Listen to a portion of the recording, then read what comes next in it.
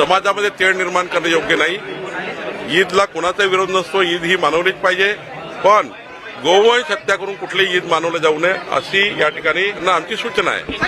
महाराष्ट्र में गोहत्या कायदा बंदी है, कायदा में लिखा है कि कोई भी गोवंश की हत्या नहीं कर सकता, उनको कटवा नहीं सकता, लेकिन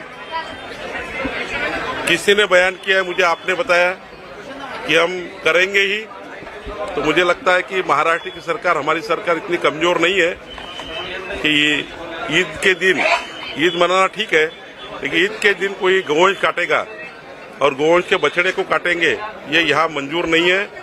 महाराष्ट्र में बहुत मजबूत कायदा है, वो कायदे का पूरेपूर उपयोग करके हम लोग, हमारा जो पुलिस है, हमारा जो प्रशासन है, वो पूरी तरह से इस पे अंकुश डालेगा और इस महाराष्ट्र में कोई भी गोहत्या कटाई नहीं होगी, गोहत्या नहीं होगी। जिसके लिए हम पूरा सरकार के सारे हमारे पुलिस, और कल भी मैंने अमरावती कमिश्नर से बात किया, जो छोटे छोटे बछड़े किसी ने बांध के रखे हैं, उन्होंने ईद के दिन ऐसा नहीं करना चाहिए, सामाजिक सलोखा रखना चाहिए। हम सामाजिक सलोखा रखने की बात करते हैं, समाज में कोई भी बिगड़ाव ये अबू आदमी जैसे लोग अगर करते हैं तो अच्छा नहीं है, और इस प्रकार के किसी के धार्मिक भावनाओं को दुख पहुंचाना ये भी ठीक नहीं है। 100% महाराष्ट्र में गोहत्या बंदी कायदा है, महाराष्ट्र में गोहत्या नहीं हो सकती है, या कोई गाय के बछड़े नहीं काटे जाएंगे।